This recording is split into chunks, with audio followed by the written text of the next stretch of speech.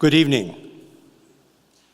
We're so pleased to have you here this evening to reflect upon the past, but importantly to celebrate the life and the accomplishments of Edgar McFadden. Tonight truly is a celebration. It's a celebration of what impact can come from commitment, passion, know-how, determination, and a dash of luck. This impact that we are celebrating tonight is not measured in dollars and cents, but in the lives and the well-being of millions of people around the globe over the decades. From that one seed that Edgar McFadden willed into being came opportunity, came hope. We all have opportunities. We all have the opportunity to create hope. If we can live up to the accomplishments of Edgar McFadden as we think about the challenges of the world today, we can feel accomplished. So I thank you for coming to South Dakota State University on behalf of all the students and the faculty and the staff to celebrate the future. I'd like to introduce at this time my colleague, Vice President for Research, Kephart. Kevin has been the inspiration for the McFadden Symposium that we are celebrating and participating in this year, and it'll be the first of many McFadden Symposiums. So I want you to welcome and thank Kevin for his passion, his inspiration, and his commitment. Dr. Kephart.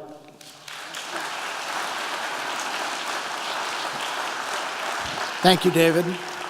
And I want to thank everybody for taking time out of your busy schedules to join us here on this special night. Back in 1970, I was a seventh grader in a two-room country schoolhouse in Montana. And like a lot of you in here, you would get every week a weekly reader. I always look forward to that because it gave us the latest news on what was going on in science and technology and social issues that were before us across the nation. I especially like that period of time because in 1970, that's when we were in the midst of the Apollo missions to the moon. And I would just stay up all night long watching and listening to those adventures that Americans had in outer space. It was also during that time that, you know what, I am really intrigued with science, and I wanted a career in science, and it was the weekly reader that helped bring me along in doing that. So at that period of time, I wanted to be an astronomer. Well, I went to Montana State University eventually, and they said, Kevin, what do you want to major in? And I said astronomy, and they thought I said agronomy, and that's, well, here I am. Here I am today. No, seriously, in the weekly reader, I learned a new word, and I don't know why I remember it to this day, but I remember a new word, and that was agronomy, an intriguing area of science that really caught my attention. And I learned the word agronomy in the weekly reader because in 1970, a man living down in Mexico, an American, had won the Nobel Prize. His name was Norman Borlaug. And for some reason, I still remember that to this day. This year is special because I've never forgotten the term agronomy, and I haven't forgotten Norman Borlaug in all of those years, and I've learned so much more about him to this day. And it's special this year because this year marks the 100th birthday of Norman Borlaug, and there have been many celebratory events throughout the year. We bring up Norman Borlaug because we're here to celebrate Edgar McFadden. But Edgar McFadden and his successes and his work actually was projected around the globe by his colleague and friend, Norman Borlaug. Norman was about wheat and development of wheat and so much more in his later career. In later years, he was a champion for public research and technological advances in agriculture, not just wheat and not just crops, but in agriculture. And what Norman was about was really benefiting and advancing the human condition around the world. He became a champion for solving hunger and food security. And he was an objective voice with access to world leaders. What a champion he was. You know what? There have been many great biographies written about Norman Borlaug, and we need to learn about him a little bit more at this event. We have with us the foremost author and biographer tonight on Norman Borlaug, and it's my pleasure to introduce now Noel Vietmeyer, biographer of Norman Borlaug. Noel.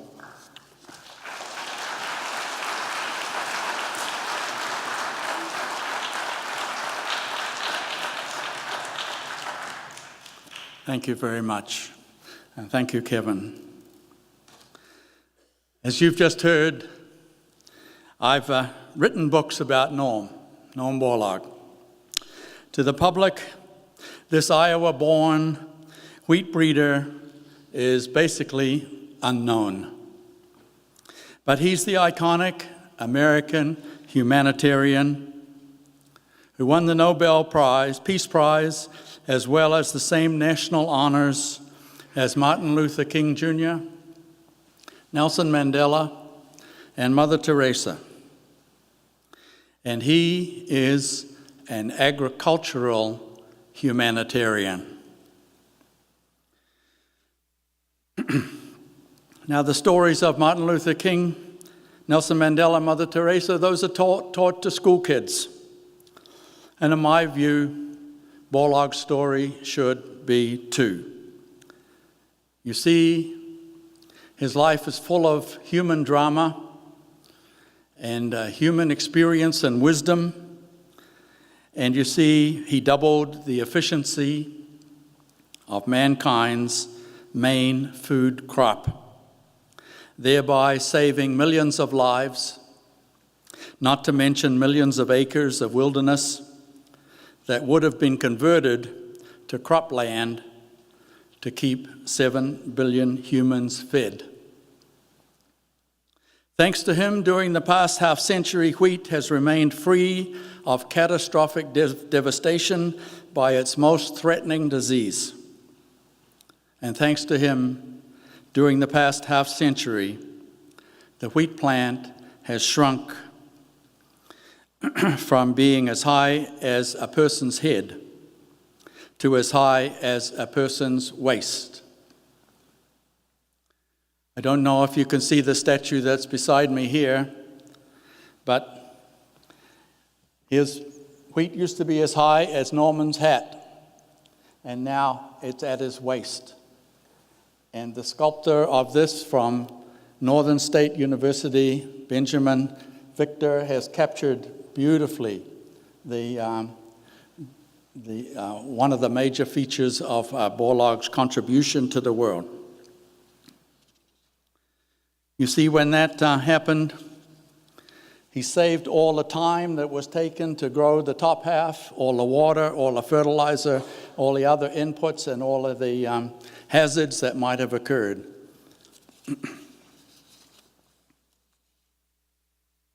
Norm died in 2009. 3 states then declared days of mourning and flags flown half-mast. Last year, a Borlaug statue, the full-size, 8-foot-tall of this was unveiled on Capitol Hill. He's the only scientist honored in bronze beneath the Capitol Dome in D.C., and that statue was sculpted right here in South Dakota, as I said, by Benjamin Victor at Northern State University. If Norm was here with us now, he'd avoid telling you anything about himself. Instead, he'd tell you about Edgar McFadden. You see, without Mac, he'd have achieved nothing, and Earth could not now support 7 billion human inhabitants. Their connection began in 1945. Norm was in Mexico and had just learned that the vast Sonoran Desert Plain, due south of Arizona, was about to be irrigated. Mexican engineers were preparing to turn the area into Mexico's breadbasket by encouraging local farmers to plant irrigated wheat. From his student days at the University of Minnesota, Norm knew that the fierce fungus known as wheat stem rust would devastate those plantings. The only answer was to breed resistant wheat plants, assuming that proved possible. As a test run in the spring of 1945, Norm planted seeds from 8,500 miscellaneous Mexican wheats and 49 American varieties.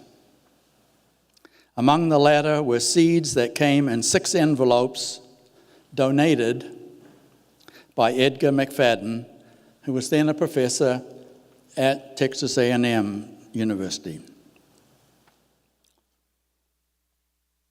In the second of my paperbacks on Borlaug, I described the outcome of this massive test.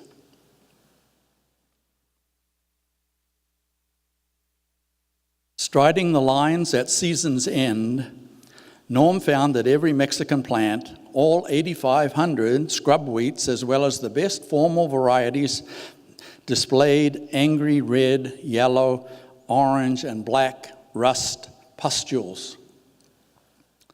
The implications were scary to contemplate.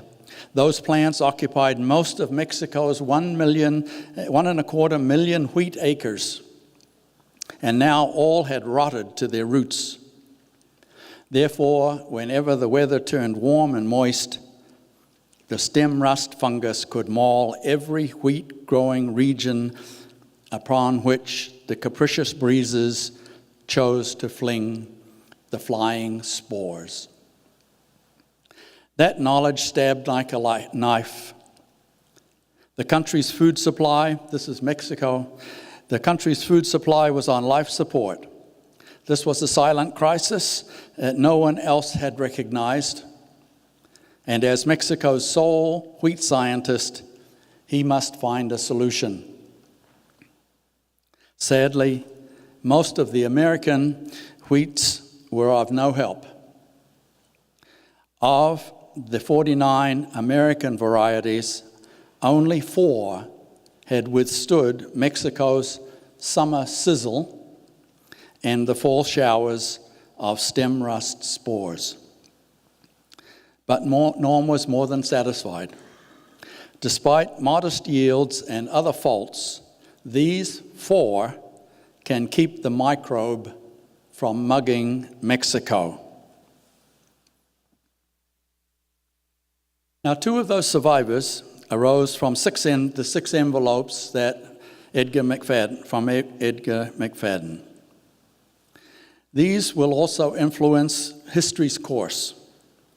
So here's the big story behind them, as I wrote it in the 2nd volume in my Borlaug series. Edgar McFadden didn't look like a hunger warrior. In a wheat field, it was easy to miss this rather nondescript academic whose head barely topped his crop. Typically, he sported rimless glasses, a fedora, a sharp stare, and an aura of bitterness. This last habiliment arose from a career spent fighting for respect. His sin, no PhD, followed his name. McFadden discovered his calling when he read about Luther Burbank developing the russet Burbank potato, a variant of which provides our French fries even today. That epiphany occurred in 1904, when McFadden was a prototypical prairie boy helping out on the family farm near Webster, here in South Dakota. Later that fateful year, the family bull gored his father, so little Edgar had to become the man of the house and tend the wheat crop. When he stepped into the big shoes, he was all of 12 years old and determined to be as fine a figure as his father. As the growing season advanced, this preteen protege reveled in the joy of witnessing wheat heads swelling with the gilt-edged promise of 40 bushels an acre. For him, it was a personal high, and it proved a hoax.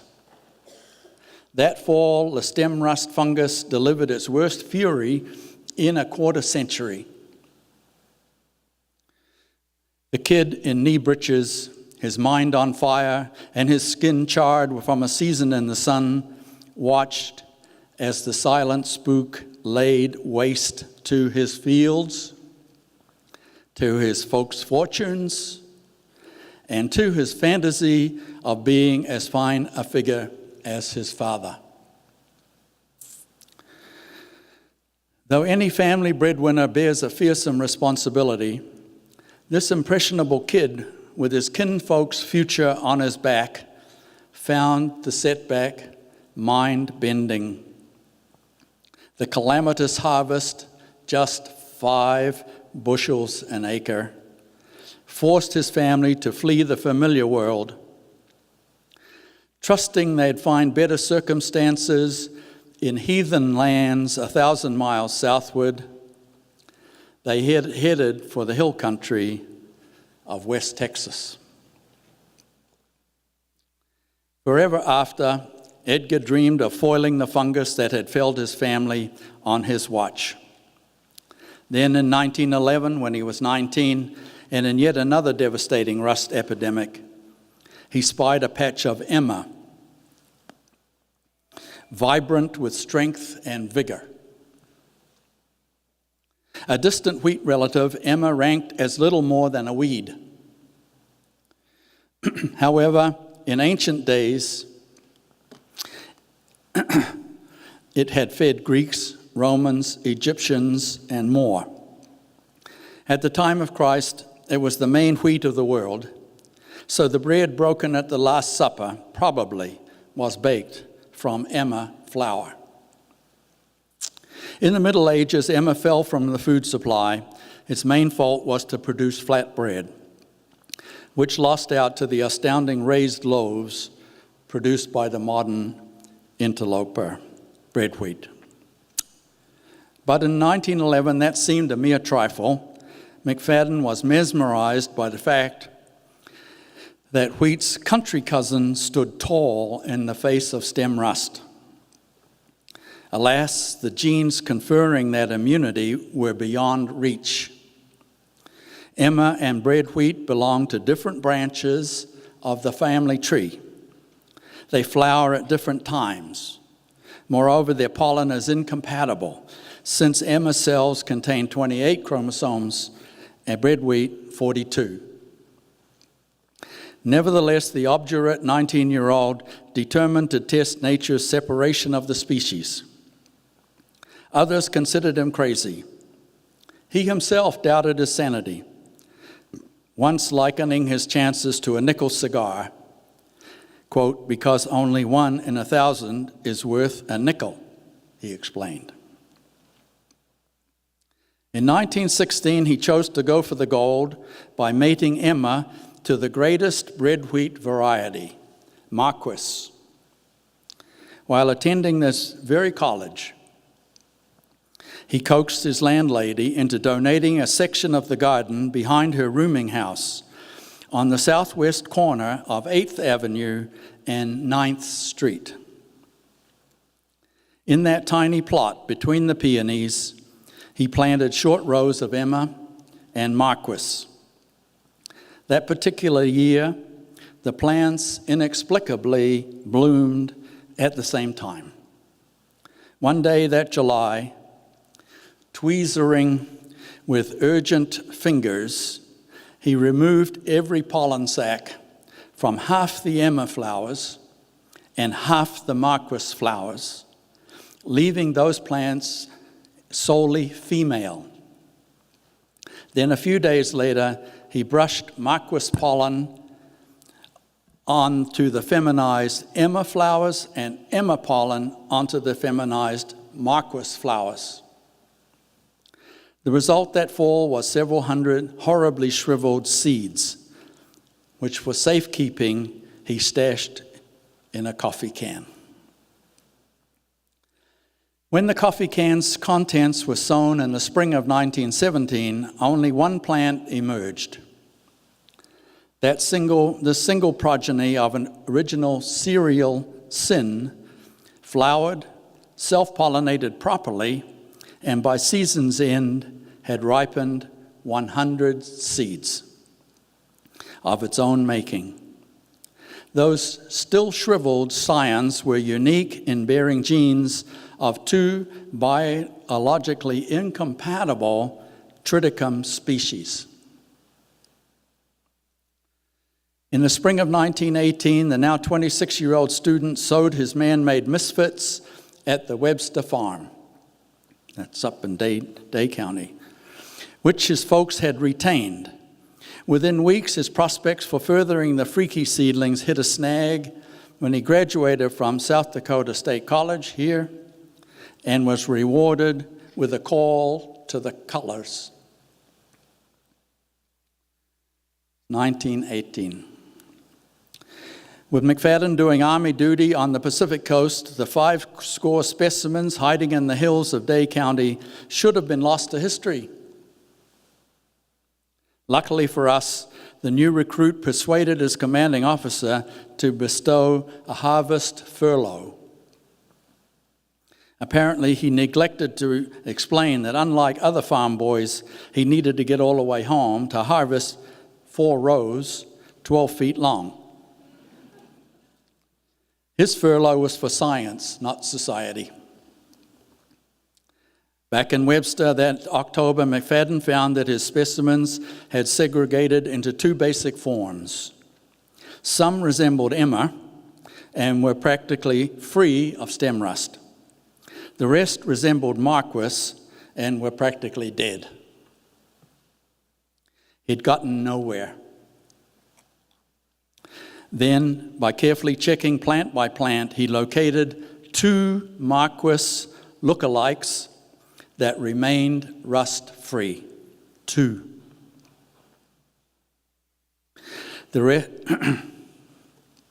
Against all odds, the 27-year-old dabbler had done the unthinkable and got emmer genes to merge into bread wheat chromosomes.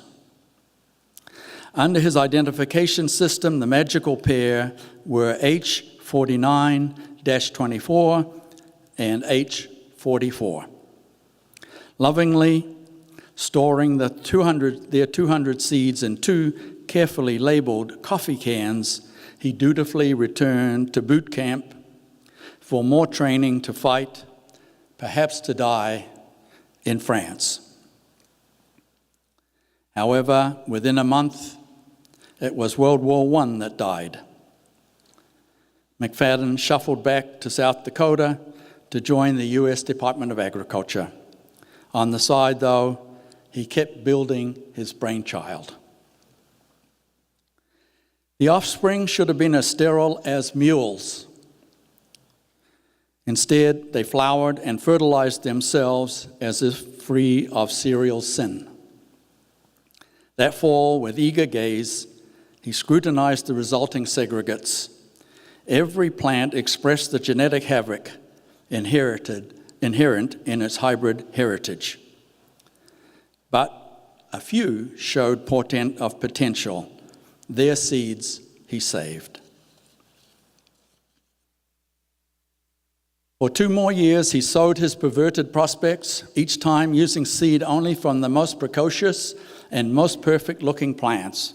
Then in 1921, disaster struck when the USDA abolished his day job. Newly married, McFadden should have sought gainful employment. Instead, he retreated to Webster to continue the quest. He was betting his family's future that he could farm normal wheat to pay the bills. During the early 1920s, farming wheat in South Dakota was far from a sure bet. In 1921, his fields succumbed to drought. in 1922 to hail, in 1923 to rust. Each was a bad experience, but the 1923 epidemic proved Day County's worst calamity. For us today, though, it proved a godsend. The sight of his small test plots growing tall and strong amid the deluge of rust spores that had collapsed the commercial crop re-energized McFadden. He now knew he could beat wheat's greatest foe. Nonetheless, there was still far to go. His creations could foil the fungus, but had no other redeeming quality. Their grain was light, the chaff was black, the flour was dark. A sane person would have quit. Instead, McFadden mortgaged the farm to finance a course of back crossing.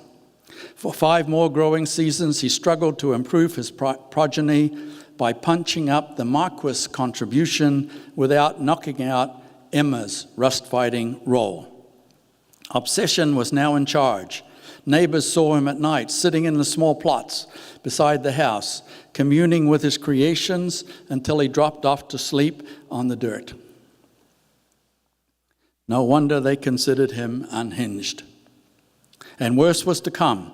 The quirky crank next descended to the despicable depths of a plant abuser.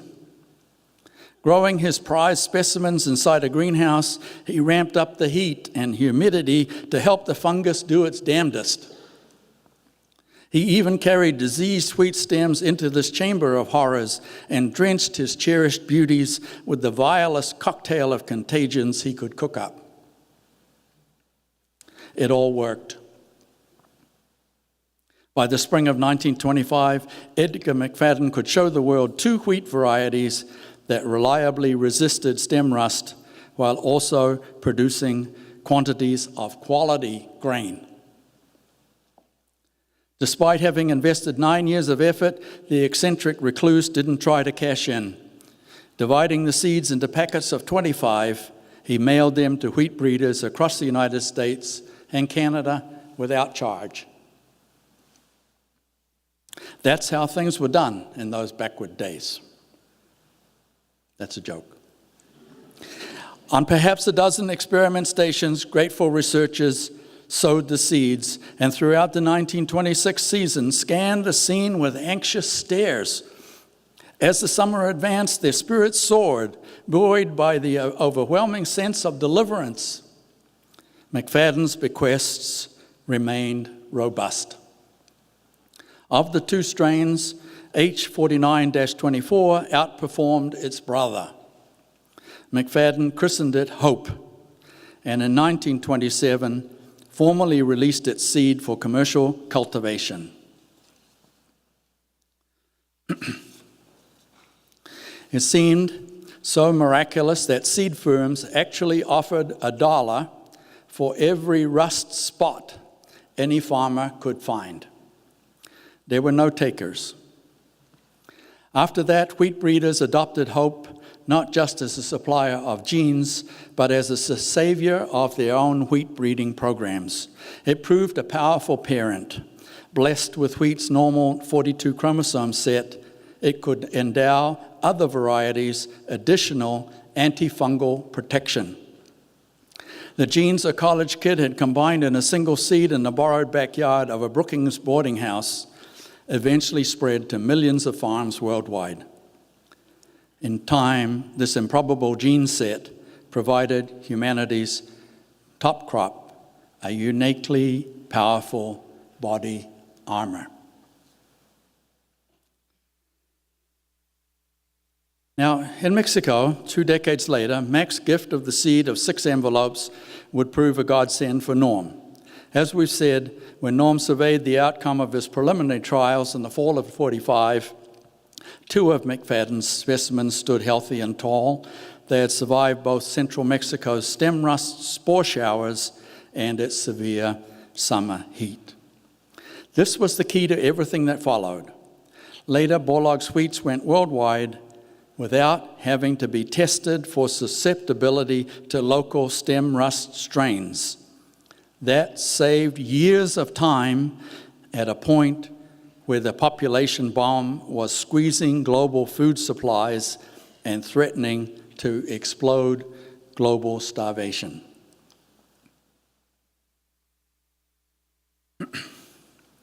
Now, the other feature that Norm built in was the height of the plant. Shrinking the plant from head high to waist high came later. Borlaug had also received seeds from experimental Japanese wheats, so small they, quote, seemed to be underground. Those were discovered by Cecil Salmon, a South Dakota State graduate who came from Emory down in Corn Palace country. His discovery is the reason that wheat today is waist high rather than head high. Borlaug built the dwarfing genes into wheat that had McFadden's disease resistance already. It was an almost impossible task because the wheats from Japan were winter wheats, and Borlaug was dealing with spring wheats. Nonetheless, after a decade of struggle, the two South Dakota contributions are today in wheats grown worldwide. In my view, Borlaug should be revered by everyone who eats. If we can get this iconic American humanitarian story taught in schools, the South Dakotans, McFadden and Salmon, will become part of history's heritage too. And that in turn will uplift the public's perception of food and of that vast dedicated army of supporters who struggle to keep everyone fed. In Borlaug's case, the ultimate outcome was tremendous. India's wheat production in 1964 was 12 million tons. That's the most it had produced per year in a year before Borlaug. Then Norm donated seed of his best lines, and in 1968, India produced 17 million tons. In 1970, it was 20 million, and thereafter, annual production in India soared steadily upwards to over 90 million. The effect was even greater in China, and that's why both countries put famine behind them. That is why we no longer have people asking for money to save the starving Chinese and Indians, as was common in the era of my era and earlier. Those two countries were synonymous with famine and had famine to the beginnings of history. And after Borlaug, to today, no famine.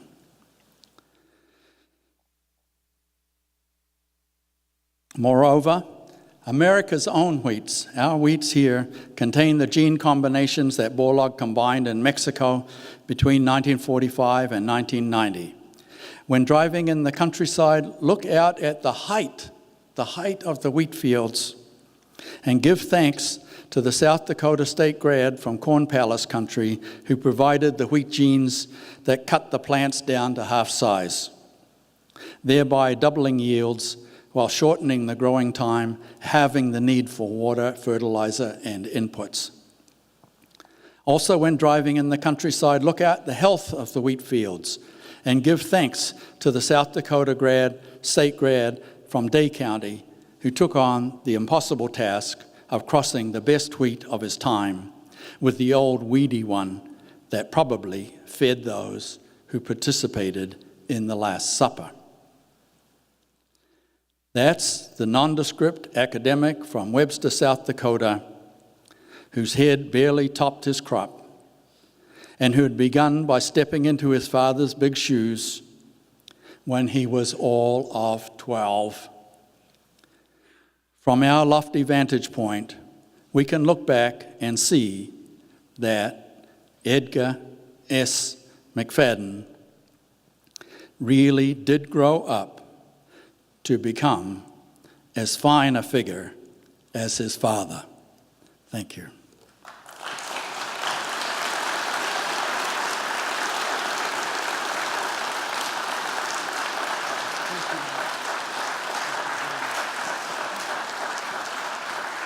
Thank you, Noel. I'd like you to think back to October 1947. On October 10th, we had a statewide celebration across South Dakota. It was Edgar McFadden Appreciation Day. There in Webster, there were 1,000 people in attendance celebrating their native son and the successes that he brought and how it benefited them. Farmers across the state pooled their money together and they built this monument, a 6-ton granite monument that was quarried nearby. That was commissioned by farmers, especially those in Day County. Many from his peers from across the nation and Canada attended this. There was a lineup of speakers, several speakers that gave wise words and adulations about the success and contributions of Edgar McFadden. Among the lineup of speakers, the final 2 speakers, one of them was Governor George T. Mickelson. It's my pleasure to introduce to you his grandson, Mark Mickelson, who will give his speech. Mark.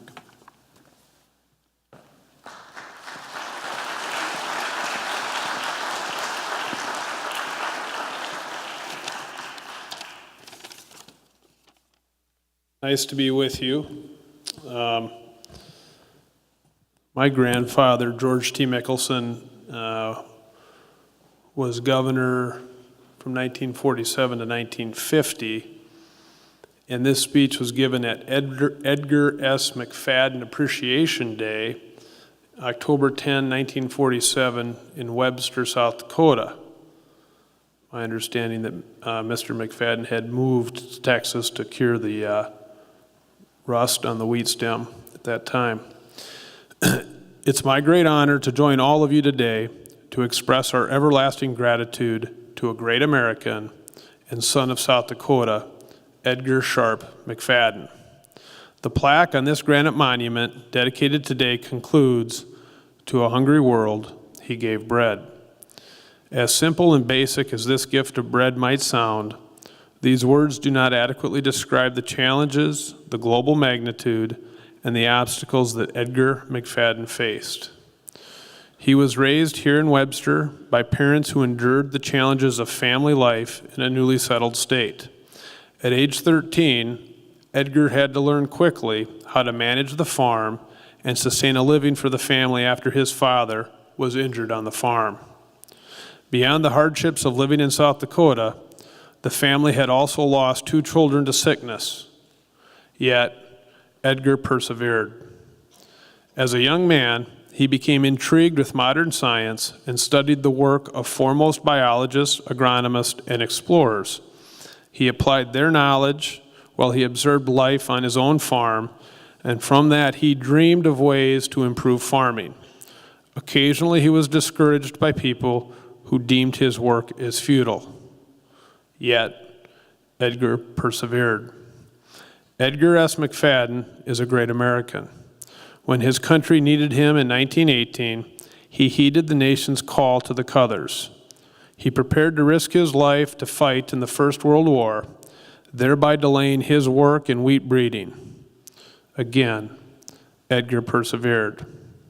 Yes, Edgar McFadden persevered and delivered to us great hope. Thanks to McFadden's hope, the livelihoods of farmers around the globe are sustained. Yes, he gave bread to millions of hungry people from around the world, and for his commitment and perseverance, South Dakota will forever be proud and thankful. Today is a testament to not only the character and perseverance of Edgar McFadden, but also the character of Day County and the people that settled it. It's truly wonderful to hold this statewide day of appreciation and dedicate this edifice while Edgar still lives and continues to contribute to the world. Thank you one and all for participating today and giving me this honor to speak. May God bless Edgar McFadden and his family, and may God bless this great state of South Dakota. Thank you.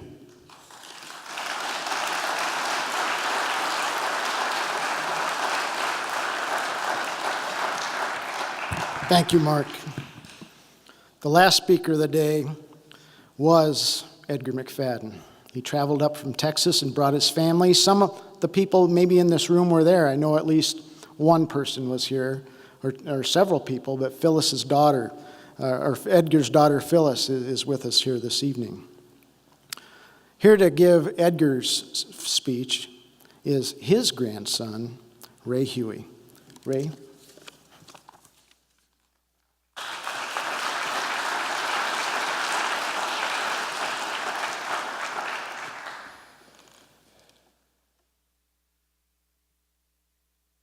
My family is very grateful for the opportunity to be here by invitation, and we're really impressed with everything that's been done to honor Edgar. We're so surprised by the naming of the biostress laboratory after my grandfather, Edgar S. McFadden. And it's such a privilege to be honored by being asked to speak on behalf of my grandfather, Edgar Sharp McFadden. Being only a small child at the time of his passing, I have just enough memory of him to affirm his humble and humorous personality.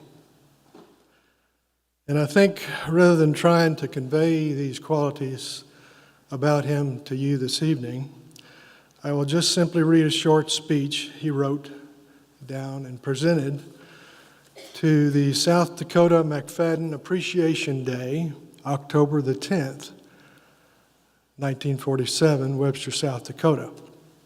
Here are my grandfather's comments. Glass is better. Okay, so. No.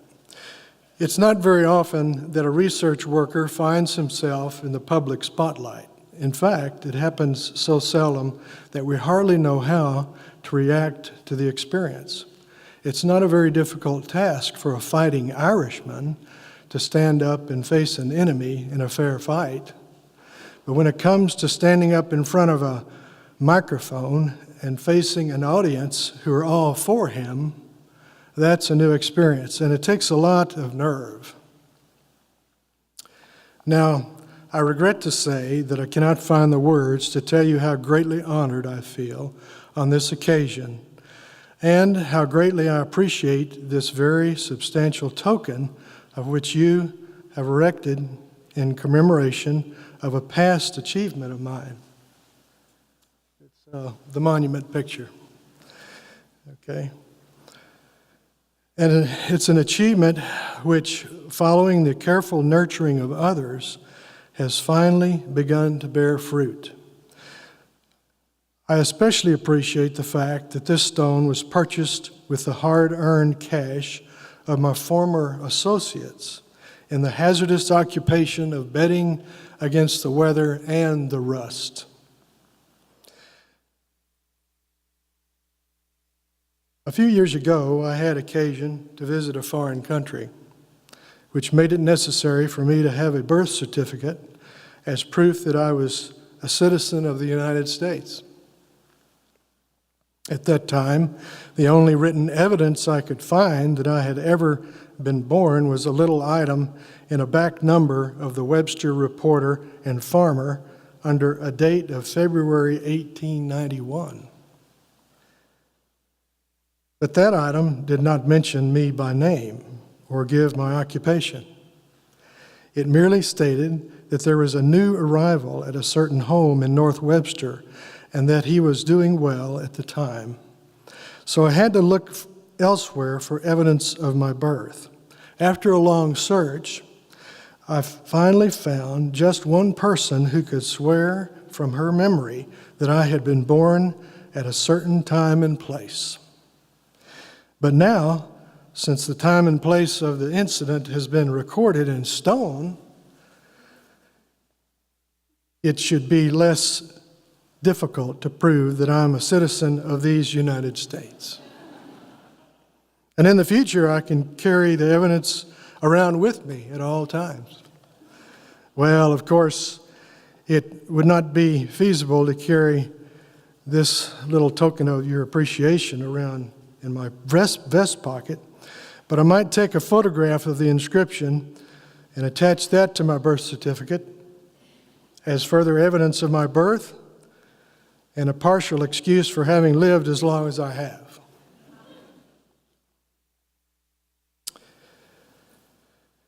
I like the idea of erecting markers in commemoration of historic events. It helps to remind us that things were not always as they now are, and that we are making progress toward a higher state of civilization. When I was a boy in this community, there were few farmers who knew the varieties of field crops they were growing. Wheat was wheat, oats were oats, barley was barley, and there was no field corn at all. Today, every farmer knows the name and the number of the crop he's growing.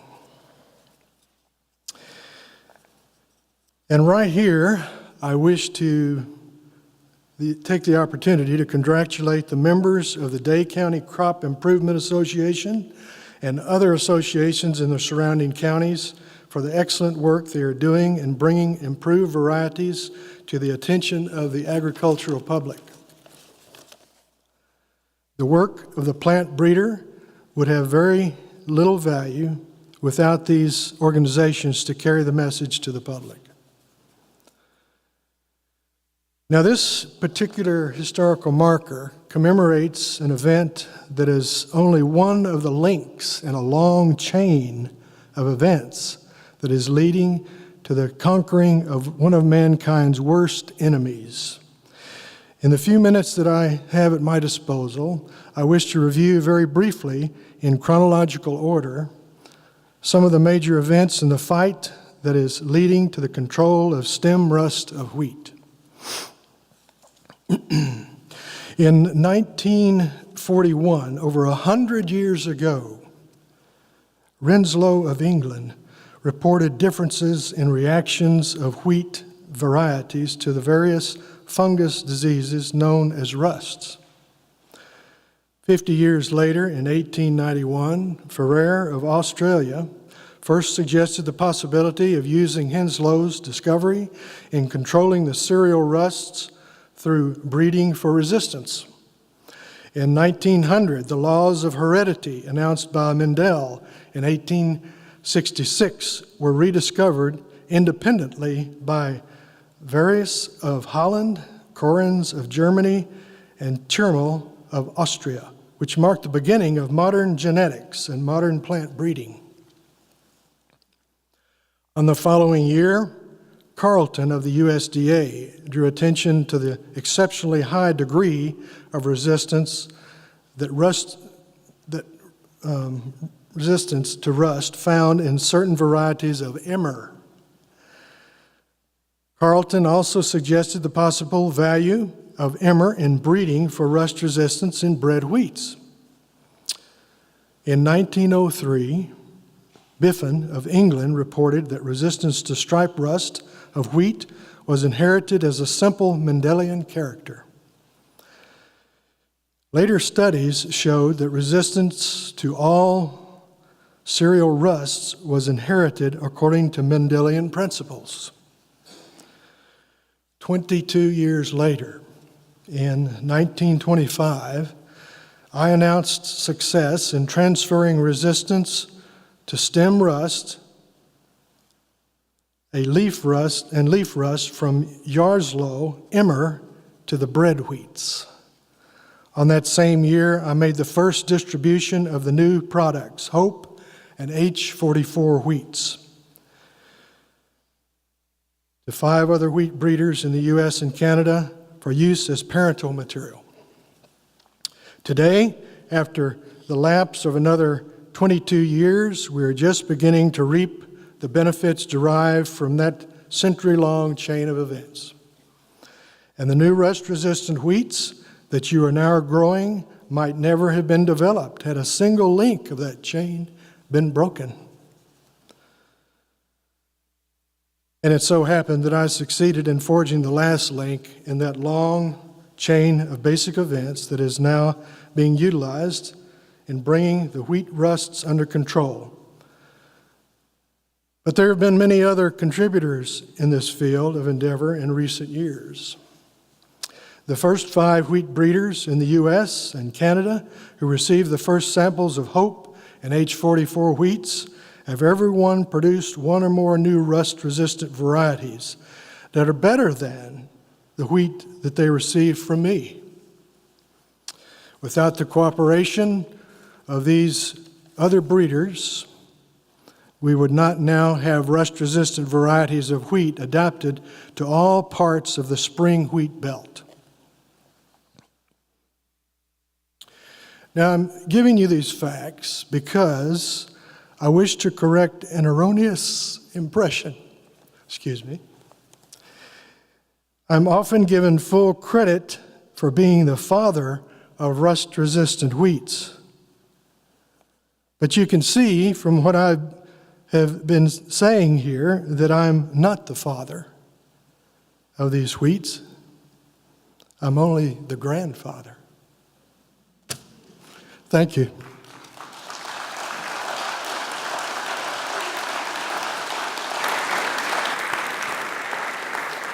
Wonderful job. Thank you, Ray. What a great speech that was. It highlighted the seriousness of the problems that we faced across the country at that time. But some of the things that I want to remark about in Edgar's speech is that he gave credit to his predecessors. He was studying and he learned and he got this knowledge from people that were before him. And he made a difference with that. He made advancements. And then he gave appreciation to those that he passed the baton on to after him. So this studying and taking the knowledge that people have been before us, making an advancement, making a difference, implementing it to make a difference for you and me, and then handing that off to the next generation. We have a word for that at a university that's called innovation. That's what innovation is all about. And I believe he was the most innovative plant breeder that was living at that time. What was going on in Edgar's mind during that visit back home to Dade County? I've been wondering about that a lot. His work in South Dakota was making a positive impact by this time in Texas and in Mexico. And because of his work in Texas, that was in turn making a huge impact back home here in South Dakota, and I'll explain that later on in the talk. Hardly 2 years before McFadden Appreciation Day, he had met Norman Borlaug. He really didn't know him all that well at that point in time, but the two of them worked together and really did their own version of innovation. Actually, hardly just a few months after that, less than a year after McFadden Appreciation Day, Edgar was commissioned by the Rockefeller Foundation to go to Mexico and review the program that was down there and give advice and make suggestions on how to make it a bigger and better success. Edgar, at that point in time, 1947, he was in correspondence with Mahatma Gandhi. Mahatma Gandhi had become aware of what was being done with Hope Wheat, and he wanted Edgar to come to India to visit them. Now, this had to have been somewhere in the period of time between late 1944. He would not have gotten that invitation before World War II was over with, but it was extinguished. That opportunity for Edgar, it was extinguished with the assassination of Mahatma Gandhi in early 1948, hardly 5 months after Edgar McFadden Appreciation Day in Webster. He was seemingly never-ending conversations with newspapers and the media, not just because of McFadden Appreciation Day, but nationwide recognition of what he did with Hope Wheat. And despite all these recognitions and his past accomplishments, there was yet much to be done in his life, and we'll talk about that. Let's kind of circle back around to his life. Edgar was born on February 3rd. His parents, 1891. His parents here are James and Beatrice McFadden. James moved out to Minnesota in the early 1880s. He was a graduate. He was from Lisbon, New York, just south of Ottawa, Canada. And he got a college degree at Potsdam Teachers College in Potsdam, New York. He left that area to seek opportunity and ended up in central Minnesota, where he met his bride-to-be, Beatrice McFadden. And with time, they further pursued opportunities and ended up homesteading in Day County, South Dakota. Day County, for those of you that don't know, is in the northeast part of the state. Webster is right here, and their farm was just a short ways, about 6 miles northwest of Webster. They homesteaded on 2/4 sections. Think about that period of time in the mid-1800s and what South Dakota was like at that time. Hardly 10 years had passed, and the Custer battle, the great Little Bighorn battlefield disaster out in Montana had occurred, and we were right in the midst of what was called the Indian Wars. Sitting Bull was still with us in the state of South Dakota, or at least until December of 1890 when he was assassinated. And soon after that, that led to this disaster of the Wounded Knee Massacre that happened near Wounded Knee, South Dakota. That was the South Dakota that they were in. Just a few weeks after Wounded Knee, on December 27th, 1890 is when the Wounded Knee Massacre occurred. Barely 4 weeks passed, and Edgar McFadden was born. Edgar was the second of 2 children. His older sister, born in 1888, was Lily McFadden. And here's a photograph of the time of Edgar and his sister Lily. They were born on this property in Day County, South Dakota, where I showed you where the location was. This house right here doubled as the granary. And Edgar, his bed was a sack of wheat. So he was involved with wheat from the very get-go. Edgar wrote later on about his birth and his birthday, and you've already heard him. He liked to joke around about it. But Edgar said, "I have been told that I made my appearance into this world during a blinding blizzard." And by the way, I have pulled up the weather records, and it was about 25 below zero on that day, in which the family doctor got lost on his way out to the farm. But the stork managed to get through without the doctor by means of flying above the storm. The groundhog came out of hibernation the previous day, but upon seeing his shadow had sense enough to return to his burrow for another 6 weeks. Being an Irishman, I couldn't change my mind that easily. I had to accept this mortal life and make the best of it. Edgar, I'm going to go back one. So we've heard from Noel about some of the life of Edgar during that period of time. He grew up. While he was growing up, he was studying. He was very studious, and he must have gotten that positive direction from his parents. By the time 1903 came around, he had already read Charles Darwin's Origin of Species book. He was already aware and studying the new science of genetics. You know, Gregor Mendel's work really wasn't coming out until 1900. So by 1903, Edgar was already aware of it. And he was learning about genetic diversity. And he would go out into fields of Scotch Fife wheat, which is a land race, not a selected variety. And he would see this variety out in the field. And he decided to do some experimentation in 1903. He said, okay, I'm going to select some of these lines of beardless wheat, and he wanted to see if he could carry forward a selection program, a breeding program, as a young man to develop beardless wheat. He harvested his germplasm, stored it away in a coffee can, as you've heard, and put it up in the attic. 1904 came around, and that was a disastrous year in many ways. His father, in the spring, was gored by the family bull. It didn't kill James McFadden, but it badly injured him for the rest of his life. Edgar was left to run the farm. So Edgar managed to get the crop in. He managed to plant the wheat crop that year. And when he had time later on, he went back to that coffee can and planted some of that seed that he had harvested, that germplasm, to see how it would segregate out the next year. Well, what happened was the first of the major stem rust epidemics. That's where he learned his lesson on that would set the direction of his life. They lost much of their crop to stem rust, and he lost all of that material that he had selected for beardless wheat. So what a monumental year that was in 1904. That set him back. He continued to study. Essentially, it got the equivalent of an 8th grade education. His mom had health problems. She had asthma, and so they decided to leave Day County, South Dakota. They visited some relatives out in the Los Angeles area of California, but they ended up in Texas.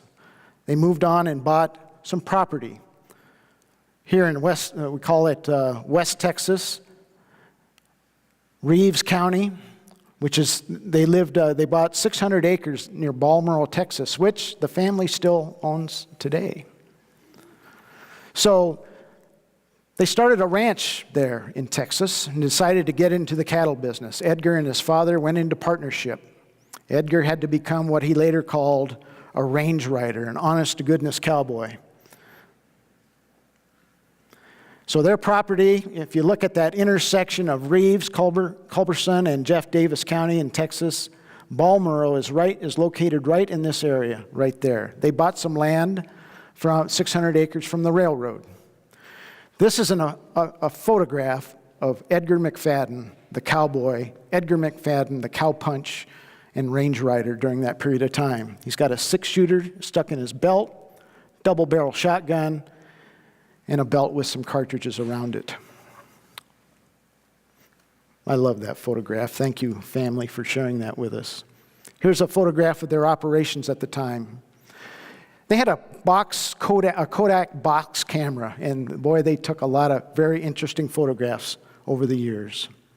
Now, what Edgar would do during that period of time is that he would harvest the wheat, he would follow the wheat harvest from Texas all the way back up into his home area of Minnesota, South Dakota, and North Dakota. And wheat harvest during that period of time, we didn't have combines. It was manually harvested, or it was harvested behind horses that had a wheat bind behind it, and then they would take bundles of that and thresh it afterwards. Hard labor, hard manual work. Edgar was never one to shy away from hard manual work for all of his life.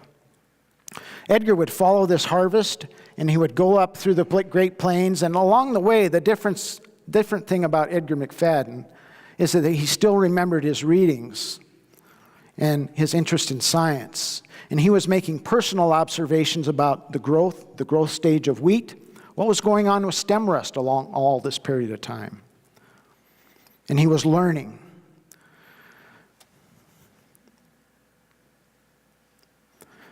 I can't give a McFadden talk without this photograph, and the family will chuckle and give a good laugh about that.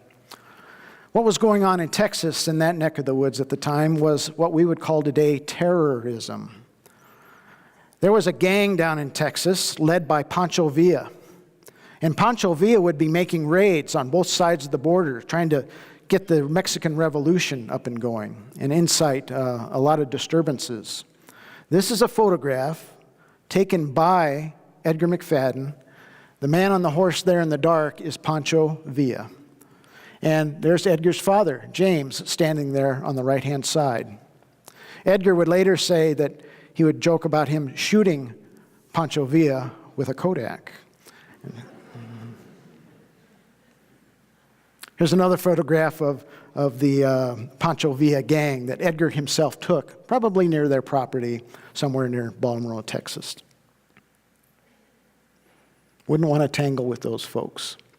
So what else was going on? Let's set Edgar aside for a while. What else was going on 100 years ago? The USDA during that period of time was really ramping up science to benefit agriculture. They developed the Bureau of Plant Industry and the Office of Plant Introduction, and they would hire explorers to go around the world and bring back seed, bring back germplasm to benefit producers in the United States. And actually, I take pride in that the very first planet explorer hired during that period of time was this man, Niels Hansen. Niels Hansen was a professor here at South Dakota State University, and he made 6 expeditions to Russia, brought back a valuable alfalfa, apples, cabbages, melons, just thousands of things that he brought back to benefit us. Another explorer hired at that time was a person that was a professor at the University of Nebraska, Mark Carleton. Mark's purpose was small grains. He made expeditions into Russia and brought back wheat, all kinds of wheats. You've heard about emmer. Yaroslav emmer was brought back and introduced by Mark Carleton. That's what Edgar used. Barley, oats, all of these things, rye. That was brought back. Valuable genetic material was brought to the United States by Mark Carleton and his expeditions. About this period of time, really the first deliberately bred wheat variety was coming into use in South Dakota. You've heard Noel mention Marquis. Marquis was a hard spring wheat developed by the Saunders brothers out by Ottawa, Canada, deliberately bred by some of these land races that they had brought from the old world. And that led to Marquis, and Marquis was dominating wheat production in the early part of the 19-teens. And you can see this depiction. It says 1920, but that's how wheat was harvested during that period of time. So Marquis is an important part of this story. And of course, what they were trying to combat, this was the evil that Edgar was trying to do away with. And this is an example of stem rust on wheat. Stem rust was significant because in times of epidemics, it would reduce the wheat harvest by as much as 70%. And imagine what the economic impact that would have in a place like South Dakota or North Dakota. It would bring about poverty periodically. So, another important person in this discussion, especially in terms of stem rust expertise, is this man. And you'll hear him referred to throughout this talk. Elvin Stakeman. Elvin Stakeman was a new professor at the University of Minnesota. He became the world's leading expert on stem rust. He had philosophies and thoughts on how we could combat stem rust, and Edgar didn't necessarily agree with all of them, and we'll learn about that. But they developed a very close relationship with one another, and actually, with time, Elvin would be the major professor of Norman Borlaug. So things circle back around. Elvin Stakeman, a very important figure in this overall story. Mark Carleton, I mentioned him earlier. Edgar took note that Mark Carleton wrote in 1901, and think about what Edgar's age was at 1901. He observed that durum and emmer were resistant to stem rust and leaf rust, and he suggested that it be used in crossing with wheat. That was confirmed a year later, 1902, by John Cole, for the first observation, really scientifically recorded observation that emmer was resistant to stem rust was right here in Brookings by John Cole, and Edgar McFadden took note. In 1911, Edgar went on his journey. He left Balmoral, Texas, when the wheat harvest came about, followed the wheat harvest up, finished up in the fall, and decided not to go back. He had been thinking that he had a career to pursue, and he wanted to make a difference. And to make that difference, he went back to the home property in Day County, told his parents, and they came back up to live with him. By the fall of 1911, Edgar enrolled here in Brookings, not at SD State, not at South Dakota State College, but remember, Edgar had essentially an 8th grade education at this point in time. A very learned man with an 8th grade education. So his option was to come here to Brookings to the South Dakota State School of Agriculture, which was a boarding school, where he could essentially get his high school diploma. You know, a lot of communities like Webster, they didn't have high school opportunities for those kids. It was up to 8th grade, and so a place like Brookings could provide an opportunity for those folks to pursue an education. So Edgar enrolled in 1911. He lived in a boarding house all those years on the corner of 9th Street and 8th Avenue, and you've heard that referred to. It's on the southwest corner. That house is still there, and by golly, there's the house, and I want to say thank you, family, because 24 hours ago I didn't have some of these photographs. So there's Edgar standing in front of his house with some chums. He's got a baseball mitt on, and he's kind of tossing a ball up, and it looks like they're a pretty good bunch of fellows. Here's his class in the South Dakota School of Agriculture, and there's Edgar sitting right there. He's got a buddy with his hand on his shoulder there. Edgar finished up, but even before he was done with South Dakota School of Agriculture, he was developing a vision and a dream, and he was already starting his career. He was already starting his breeding career in 1913, even before he completed this education here. But by 1914, he was a freshman in South Dakota State College. So he entered college at that point in time, and thanks to the family, we have here at SD State some of his term papers. My favorite one is in English 9. So this is his freshman English class, where he wrote, it was titled, "My Aim in Coming to College. I have received a fair education in the School of Practical Experience and the University of Hard Knocks, at which institutions I learned that it is usually the man with the scientific college training who comes out ahead in all fields of human endeavor. I have come to the conclusion that zeal without knowledge will achieve great things only with difficulty." And I think some key words here are those that I underlined. He wanted to achieve great things. He really did. Some of his enablers began with this man, even while he was in the School of Agriculture, Manly Champlin. Manly was an agronomist and a breeder here at South Dakota State, and he took Edgar under his wing and taught him the procedures on breeding, not just wheat, but barley and winter wheat. He was breeding corn, many things. So Edgar hired him as a student assistant and put him to work, and I'll say again, Edgar was not bashful about work. He was dedicated to this, and he took this opportunity to learn and gain experience. Let's all give a thanks when we get a chance to think about Manly Champlin, because he was an enabler in Edgar's life. And all of you teachers out there, just think about how important a role as a mentor you might be to the next Edgar McFadden. Just a very key lesson here. I love this photograph of Edgar and the jackrabbit.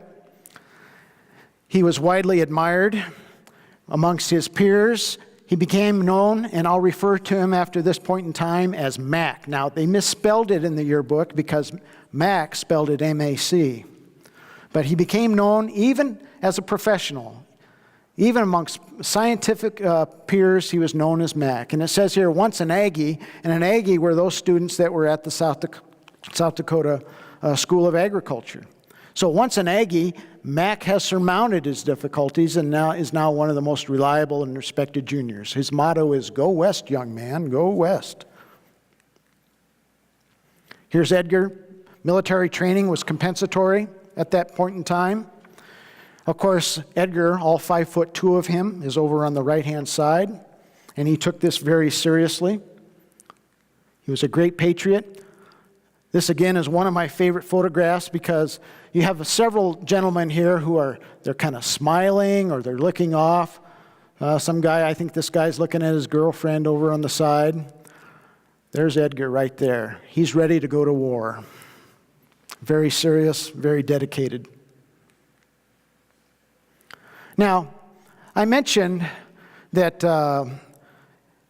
Elvin Stakeman and many of the others were studying stem rust. And they observed that there was an alternative host for stem rust out in the countryside, barberry, often used as an ornamental, often wild. Common barberry is wild. And it was observed that common barberry was a secondary host for rust. And the thought was that rust would overwinter and stay in the barberry, and then when conditions would be right, those spores would transfer over to the small grains, to the wheat, and infect the wheat. And so, let's just get rid of that barberry. And the way that we got rid of barberry plants during that time is we would pour rock salt all around the plant. Or they would put kerosene on it. And so here's a South Dakota State bulletin on just how to go about combating barberry, and it was actually a USDA-funded program. Millions of dollars went into controlling barberry to get rid of stem rust. And here's a map.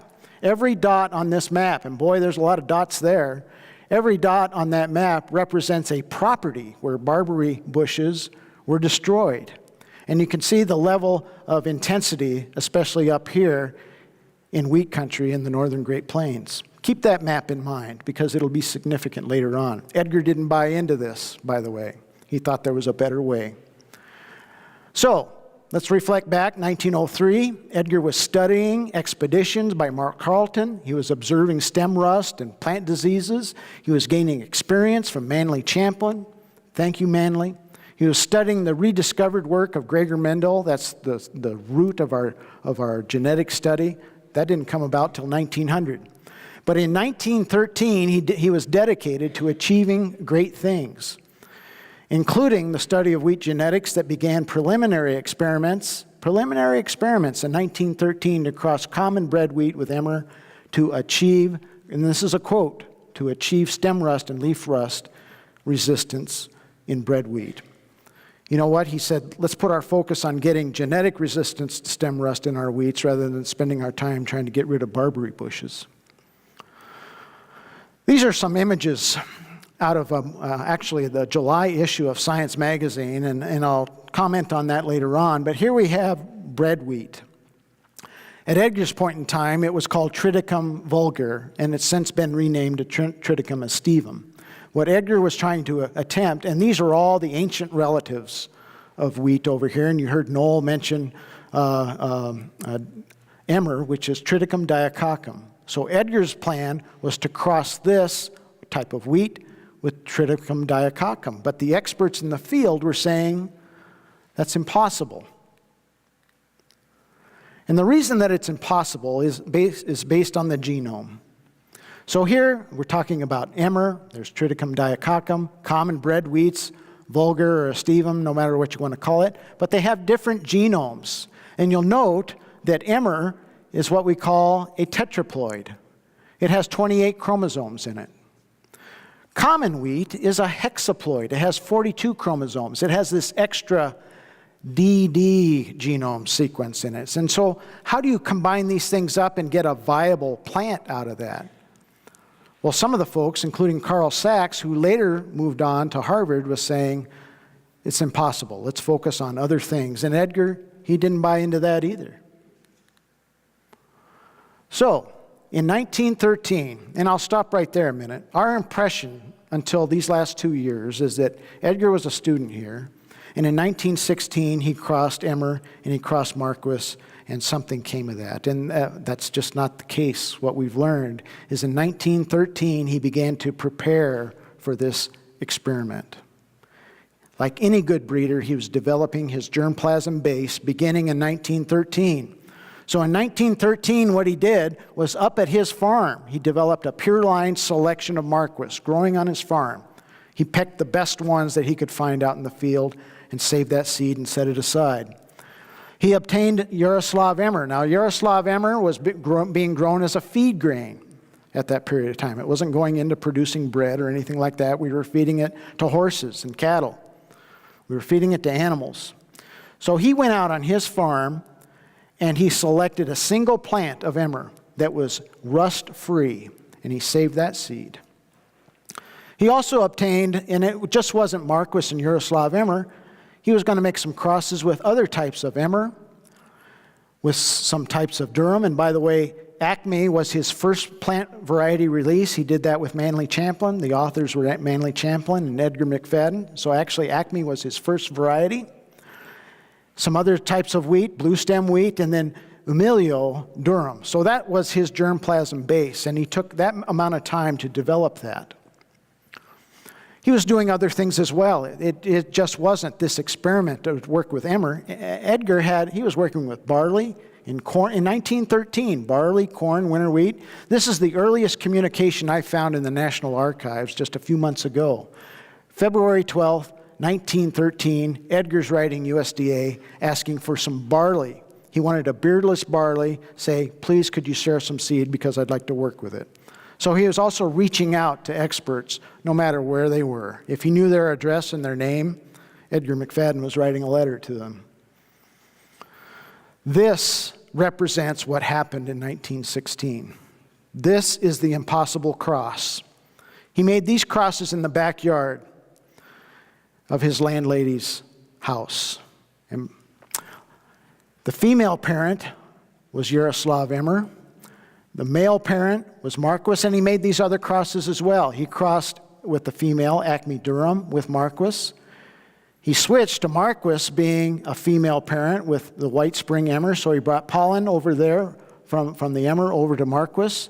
And then this type of Durham, Emilio Durham, which is what the folks at the University of Minnesota were working with, and crossed that with Marquis. So he made lots of crosses, hundreds of crosses during a defined period of time. He would write that he was making crosses on July 4th of 1916 when everybody else should be out celebrating our independence as a nation. And there's Edgar, by the way, that photograph there. So he harvested that seed. He got seeds from many of those plants, and he planted them just a few hundred feet away from where we are sitting right now on the SDSU agronomy farm here in Brookings. Thanks to the family, I have copies of his field books all the way from 1915 to 1935, and my wife's in the audience. We were watching TV when I was flipping through one of those when I found this page, and it brought tears to my eyes because it reflected on the type of work that Edgar was doing. So here, this describes his crossing the top half, and so I'll zoom into the top half. So the other part was barley. And here he talks about, here are his notes. Here in this one plot, he had Emmer, Yaroslav Emmer. Here's the Marquis, so those are the parents. And then this bracket here are the artificial hybrids. That's what the impossible cross was, those artificial hybrids. And so here's Acme by Marquis. Here's Marquis by White Spring Emmer. Here's Marquis by Emilio Durham. And here's Yaroslav Emmer by Marquis. And by the way, the female is always on the left-hand side. Later on, he would write in pencil in those notes, the parent of Hope Wheat. There it is, right there. So that was his evaluation in 1917. Now, what came up in 1917 out of all of this work, out of all of these artificial hybrids, was one plant, one single seed. Only one single seed was viable from all of that work. And that's what later on became Hope Wheat. Out of that one plant that he kept his eyes on, he got 100 seeds out of that. Just point out here, he was still doing other things. There's another letter, 1916. He said, you know what? I got one viable seed out of this spring wheat Emmer combination. What would a winter wheat type of combination do? So here, he's asking for winter Emmer. This is November 1916. He had already done the combination. He already had a seed harvest. He was reaching out to do more work. He was going to mess around with winter wheat now.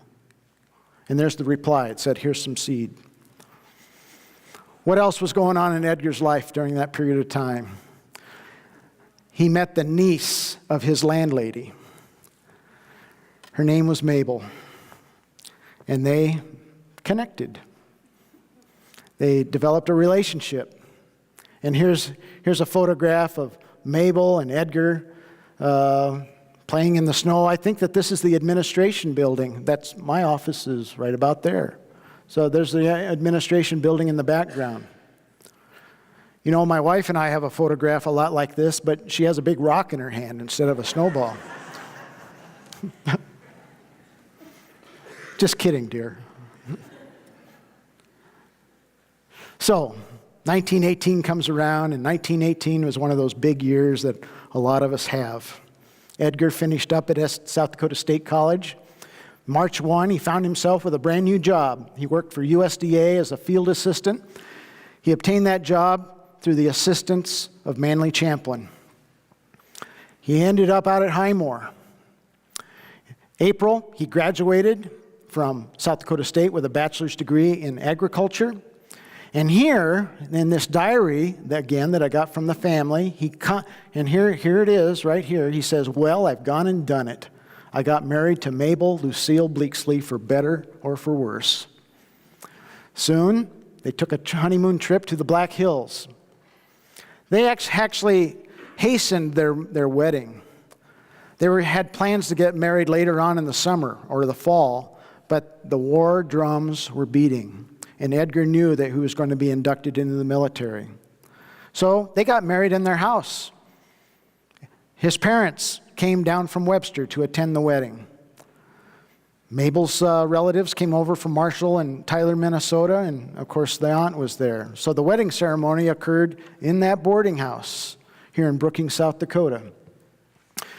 May 25th, Edgar had to pack up and report for military duty, and he was eventually shipped out to Camp Lewis, Washington, in the state of Washington. So, during that period of time, from June until August, he was actually occasionally the acting non-com. He was a private in the Army at that time. Now, we hear the story that he was keeping tabs of the other farm boys, and they got harvest furloughs to leave and come back for the harvest, and that's true. But he was actually quite deliberate, because what I've also found in the National Archives are letters that date back even before he left for Camp Lewis, saying, I got this important work at Highmore. These crosses that I've made, they got to be harvested. And so Manly Champlin was writing letters to USDA to get USDA to write to the War Department to give him this harvest furlough. And so he had a lot more help than just walking up to his officer to say, can I take some time off to harvest a few wheat plants? He did so, came back to harvest the 30-day harvest furlough, returned to Camp Lewis, and November 11th was Armistice Day. Thanks to the family, just yesterday I got these images. There's Edgar in his uniform, but this lovely thing is that there was this headline in the newspaper, and it says, "War is over." And I've only copied the war part because Edgar, on a typewriter, wrote, "Dear wife, November 7th, 1918. And he said, is war over or is it not? The United Press is saying it's over, the Associated Press saying, maybe, maybe not. So what a remarkable note that this is, a great piece of history. And Edgar was worried about the flu. Remember the flu of 1918? And he was worried about his father taking up the flu. And it says, your husband, Private E.S. McFadden. Edgar did return home in 1919, and in March 1 of 1919, he was in the same place he was March 1 of 1918, back at Highmore, South Dakota, where he was working again for the USDA Bureau of Plant Industry. And the focus of his job was to bring along that cross, that impossible cross, those materials that he had grown out in Brookings from those 100 seeds. Also, Mabel and Edgar started their family soon thereafter that. And the first child was Mary, born in 1920. Carol came along in 1925. We have Phyllis with us today. Thank you, Phyllis, for traveling all the way up here. Phyllis, born in 1926, and then Jimmy in 1928. And here's a photograph of Carol, and we have many of Carol's children with us here today at our event as well. Well, with time, they closed down the cooperative program at Highmore, South Dakota. The USDA had to shut that program down, and the story is that after that, Edgar just went back to the farm in Day County, and he did. But what we have learned is that the USDA knew that they had someone valuable in Edgar McFadden, and I found letters in the National Archive that would say they were offering him jobs to move him to Washington, D.C. and work with them there. They were recruiting him. They wanted him to stay in service and move back out to Washington, D.C. to be a part of their program. With some reflection and serious thought, Edgar turned them down.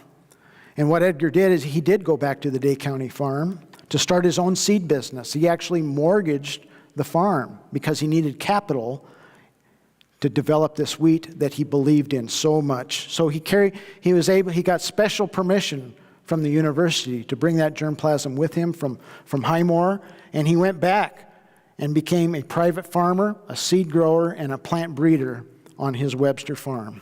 And there's Edgar right there. I didn't have this photograph before yesterday. And these bags say McFadden Seed Farm on them. So, I'm going to go through this real quickly. This is a summary of Edgar's 1930 paper in Agronomy Journal that we've heard many times today referred to. I'll just summarize it with this table. We have different environments. We know what started in Brookings in 1916. 1917, he grew it out. He got one viable plant that came of that and harvested 100 F2 seeds. He moved to Highmore, went through 3 generations of production at Highmore with severe rust in some occasions. He moved to Webster in 1921. All different environments, all types of different selection procedures that he went through. This isn't a breeding lesson, and so I'll just kind of move it on. 1924 comes along, and what came out of all that work after all those years was 3 promising lines, H44, H49, and an onless type, H35. In 1925, Edgar had deemed that the most promising of those was H49, and he decided to put it to the test. He contacted Elvin Stakeman in St. Paul at the University of Minnesota, and from Elvin he got the 9 most virulent types, the worst type of stem rust known to man. And Elvin sent that inoculum to him. Now, Edgar infected all of that H49, and he infected the Marquis wheat that was surrounding it. And by the time harvest time came along, July 28th, the nearby Marquis was 100% infected, but there were no stem rust flecks on H49. It reflected no infection of stem rust whatsoever. He had another little side test where he got some seedling types of stem rust and infected H49 with that, with the 2 most virulent types of stem rust strains for that infects plants in the seedling stage. Again, H49 came out unscathed. He knew that he had a winner on his hands. In 1925, 9 years after he made the impossible cross, he released the impossible variety, and he named it Hope. Now we like to think that, he named it Hope because it was the new hope of the industry, and indeed it was. But he wrote a letter later on to USDA some years later saying that he wanted to name H44 as Faith. And he also wrote that the next variety I'm coming up with, I wanted to name Charity. And so he had this biblical reflection as well. He wanted to release Hope, Faith, and Charity. USDA said, well, you've already shared H44 out there, so it's too late. It's already known as H44. So, H40 Hope wheat was named and distributed along with H44, and he distributed free of charge 25 grain packets to his colleagues, his peers, at public breeding programs in South Dakota, right here in Brookings, North Dakota State, Minnesota, Purdue University, Washington State, and Saskatchewan, which by this time is where Manly Champlin was. So he shared it with Manly as well. And he shared it all free of charge. And by the way, we have that certificate out in the hallway if you want to see it, the variety release certificate for Hope. Here's a nice photograph of just what he'd done. Here's some Hope wheat, and you can see it standing upright, looking good. Here's a stem rust infected plot right next to it. And look what that does. And imagine a quarter section of that you're trying to do. Just think of why that would be named Hope right now. So that's the success that Edgar brought about. Besides sharing it as breeding material, Edgar started to sell seed. He licensed Hope to some seed producers, Farmer Seed and Nursery in Faribault, Minnesota. That was just one. Here's a seed tag that goes with it. There's a picture of Edgar, the original McFadden strain of Hope. That was all done as a private seedsman, where he now had to pay off this mortgage that he was indebted to. And so he received some income and was able to pay off that mortgage. But opportunity came knocking. USDA did not forget about Edgar McFadden, and in 1929, they hired him back. They said, we're going to take Hope, we want to utilize Hope, and we want to bring this into our breeding programs across the country, and we're going to start a new program at Redfield, South Dakota to get it done. And we want to hire you, Edgar, to work with all these breeders. And You know what? He really thought hard about that and consulted advice from his neighbors and colleagues, but he went ahead and did that because it was good employment and we were at the verge of the Great Depression. So he was hired as an associate agronomist and moved to Redfield, South Dakota, which is where Phyllis lived for a while with her family. In 1930, he published this paper in Agronomy Journal, or at least it's now known as Agronomy Journal, the Journal of the American Society of Agronomy, and he described how he developed Hope wheat. And it concluded with this remarkable statement, because there were a lot of naysayers out there, and they were part of his audience that he was trying to reach. And he said, here is good evidence that it is possible to breed into our common wheats desirable characteristics that are found present only in widely different groups, such as emmer, durum, einkorn, rye, agelops, and other related grasses. Edgar was stepping out. He went to this international conference in Ithaca, New York. It was the 6th International Congress of Genetics. Anybody involved in genetics, not just plant genetics, but animal genetics, microbial genetics, human genetics, attended this conference. There's Edgar McFadden right there. He's part of the crowd. Elvin Stakeman attended this conference. I have the whole list of attendees, but Elvin's not in the photograph. But there are some other important people in this photograph. Barbara McClintock is there. Barbara McClintock got the Nobel Prize for her work in transposable elements in 1982. Nobel Prize, and she was at this conference. Nikolai Vavilov from Russia, the world's foremost agroecologist, I would say, geneticist. He attended this conference, and from this conference, Edgar developed a relationship with Nikolai Vavilov, and they corresponded, and actually they shared germplasm together. Unfortunately, 8 years after this photograph, Vavilov was arrested by Stalin's thugs in the Soviet Union, threw him in a gulag, and he died 2 years after that. So he was a victim of communism during that period of time. And then another interesting person, Paul Popenoe. His brother was one of those plant explorers I mentioned. We owe the navel orange industry and a lot of the orange juice industry to his brother Wilson Popenoe, and the avocado industry owe that to Wilson. Paul was a human geneticist, and he was trying to carry forward this idea that was called eugenics, actually intentional human breeding. A lot of inquiry about that, but he was embarrassed a short time later because the Nazis turned it into something else. And he was disgusted with it, and he just got out of that entire area of study. In 1935, shortly after his mother, and there's Beatrice right there. Shortly after Beatrice, his mother passed away, and his father had passed away just a few years before that. Edgar was looking for something else to do. He had spent 7 years at Redfield, but he wrote that I found, he said, the 7 years at Redfield can best be described as a complete blackout for as far as my own breeding program progress was concerned. He encountered repeated droughts. It was the 1930s, Dust Bowl, sandstorms, grasshoppers. He was just not satisfied, and he wanted something else to do, and he was letting his bosses know about that. They lost Edgar once already, and they weren't going to lose him again. And they had stem rust problems elsewhere, and so they decided to relocate him for a temporary period of time to Elvin Stakeman's area, over in St. Paul, Minnesota. So the family moved over there for a while. And what was going on in 1935, and some of us have already seen this slide before, but in 1935, we had the worst stem rust epidemic in Minnesota, South Dakota, and North Dakota they had ever experienced. 105 million bushels of wheat loss, percent loss. So on average, over those three states, a 55% loss. And just think of the economic impact in the midst of the depression that would have had. Edgar had a philosophy or a theory on what needed to be done.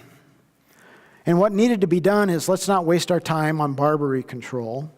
And I've already done what I can up here by developing hope, and that hope is getting into other breeding programs so that we can release better varieties. And you heard what Edgar said at his McFadden Appreciation Day speech. The next thing to do was to go down to Texas and get stem rust resistance in that material in Texas. And the reason that that's important is because that's where the spore base was. What Edgar learned and what Edgar discovered was that how stem rust was coming up here was not from Barbary. The stem rust spores would appear here in the air before it was being shown in the Barbary plant.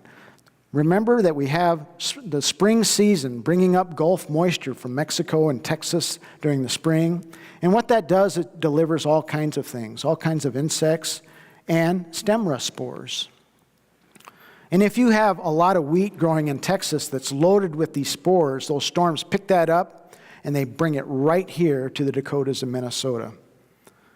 So we needed these stem rust resistant varieties here at South Dakota, but then the next step was to get all that resistance down there to Texas so that we can eliminate the spore base entirely and actually cure stem rust. And by the way, so that's my secret I'm giving.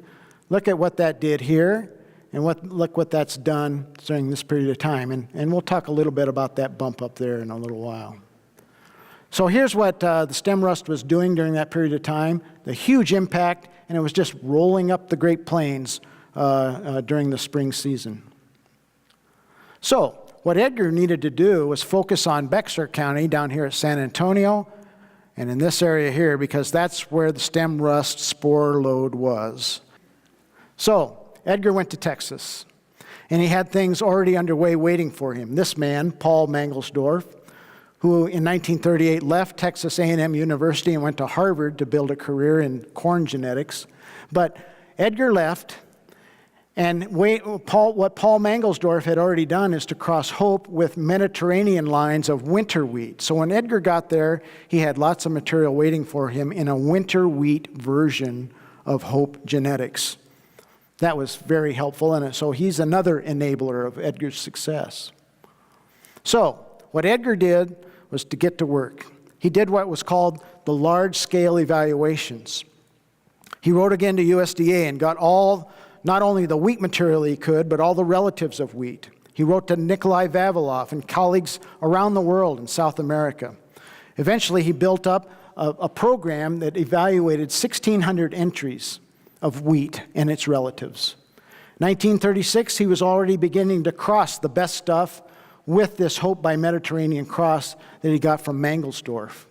1939, he was testing it elsewhere in the state of South Dakota, and all along the way, E.C. Stakeman was providing him with stem rust isolates.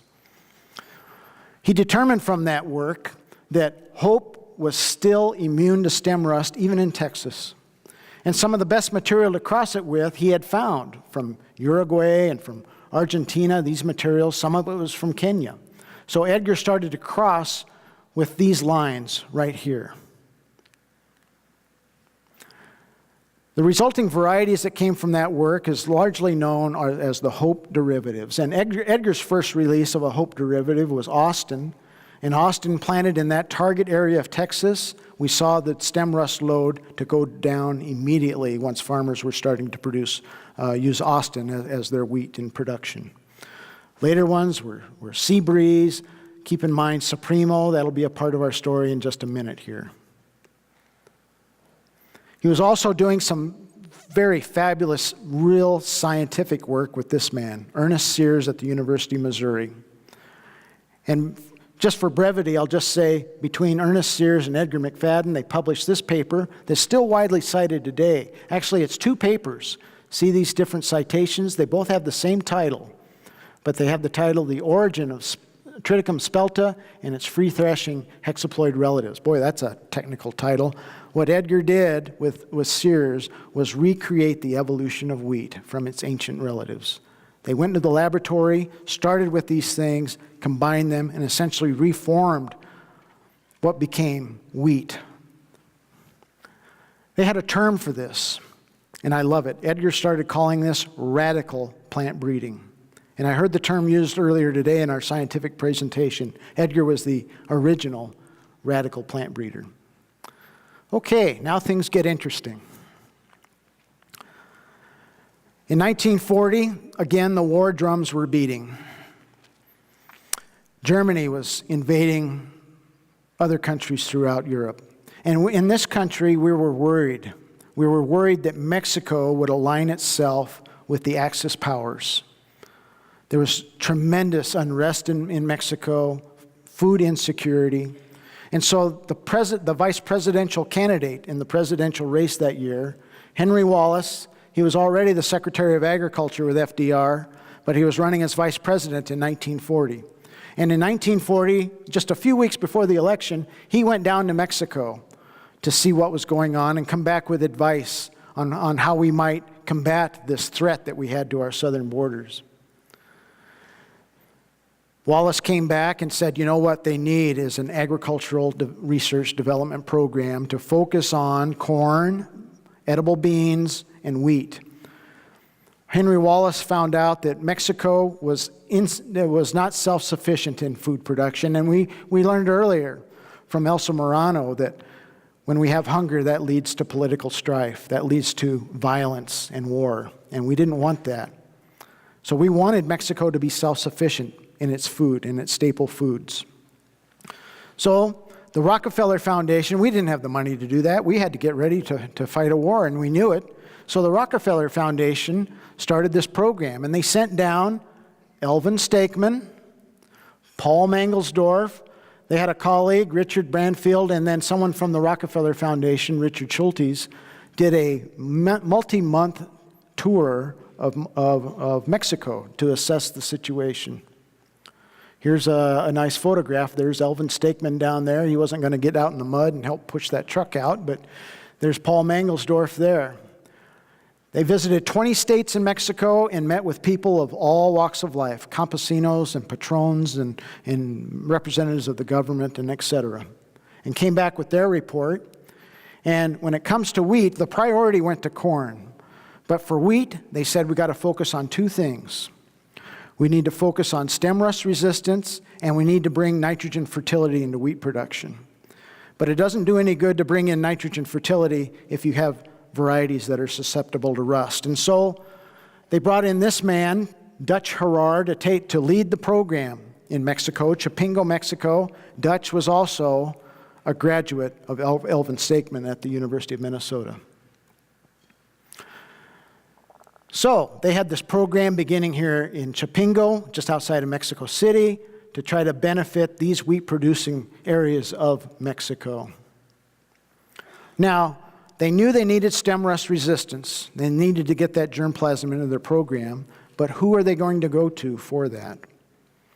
There's only one person, and that's Edgar McFadden, who was at College Station at this period of time. So the Rockefeller Foundation reached out to Edgar, and Edgar responded right away. Actually, I've got the archives from the Rockefeller Foundation, and he laid out 3 experiments. I'm only going to comment about the two that made a difference. And in these experiments, he laid out the experimental design, how many replicates, what kind of statistical analysis you do, how long the row lengths are. But the incredible thing is that he told them how to do it in his report, and he said, here's the tools to do it with. And so these 2 experiments are the 60 McFadden bulks.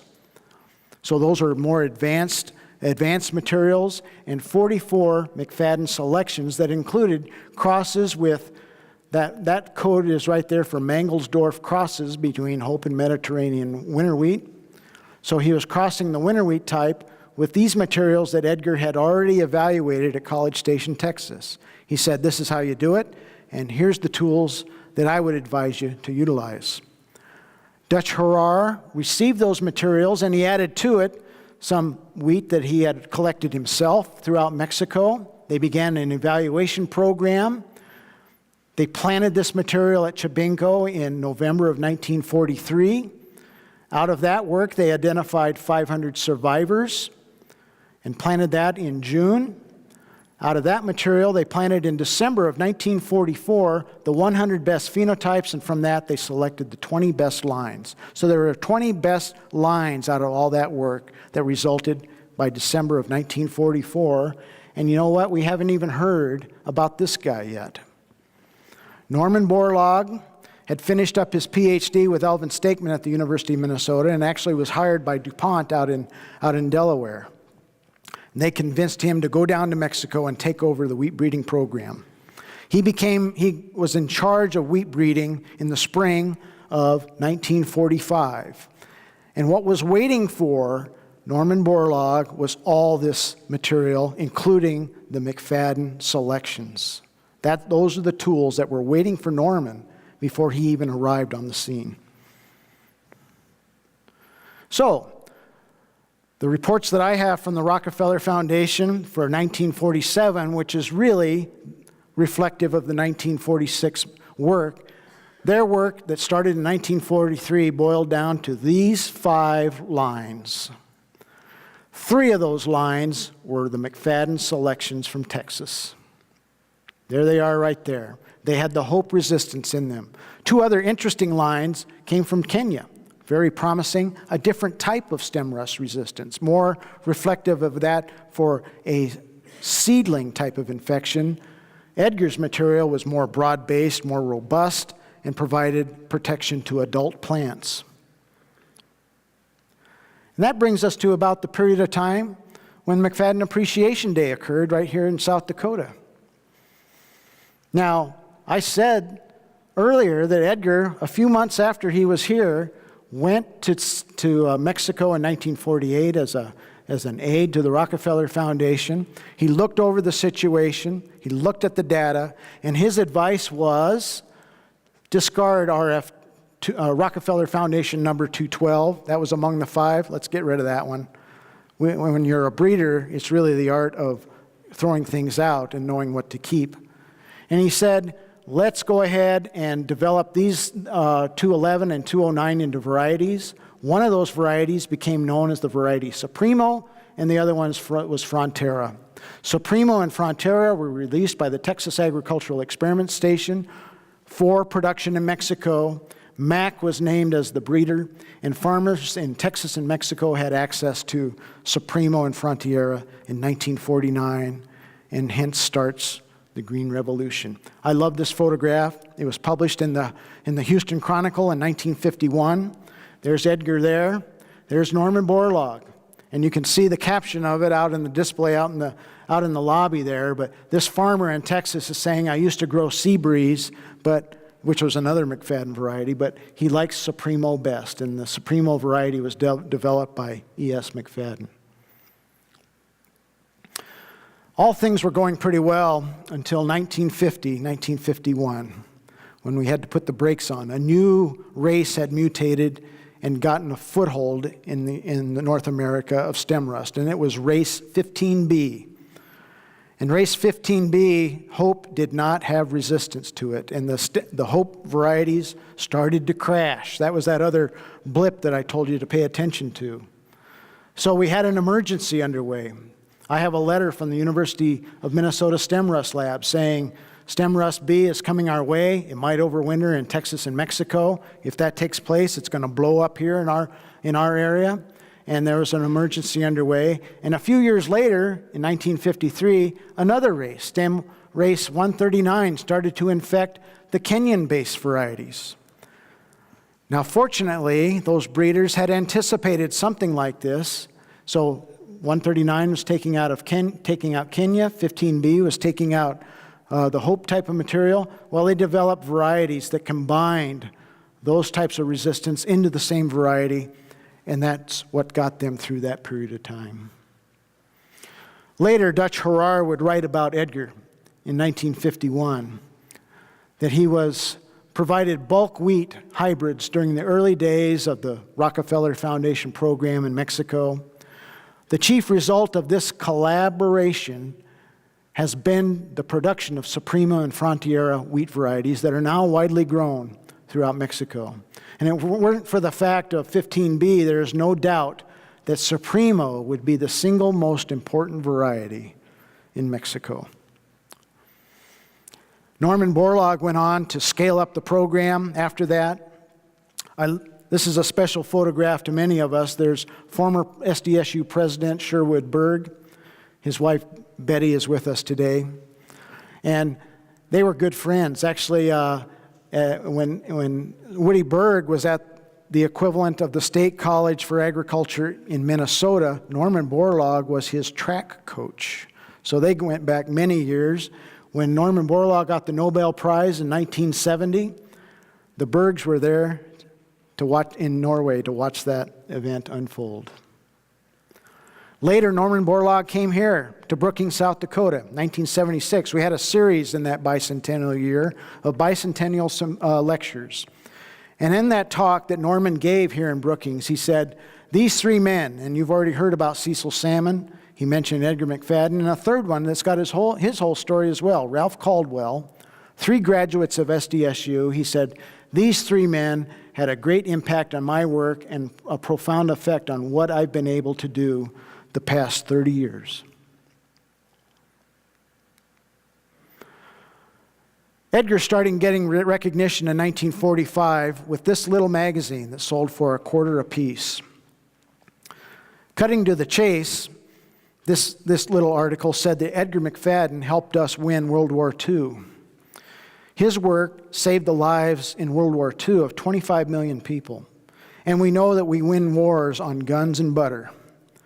So we had the industrial might to fight a war, but we had the capacity in this country to feed our troops and to feed the people that we liberated from that war.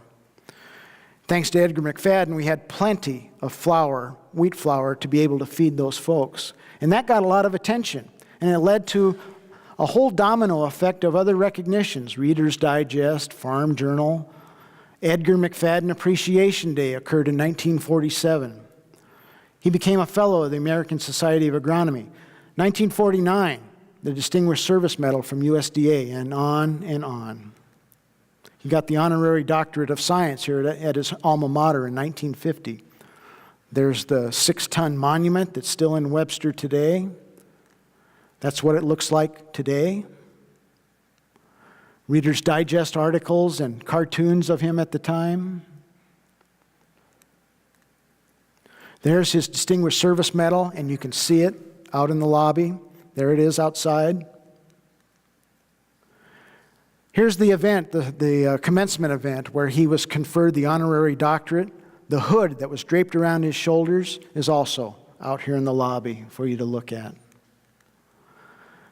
In 1955, he was contacted by the John Scott Award. And the John Scott Award is something that was set up by a wealthy Scotchman that wanted, in the turn of the 19th century, so the early 1800s, he was taking note that innovation, the innovation center of the world was Philadelphia.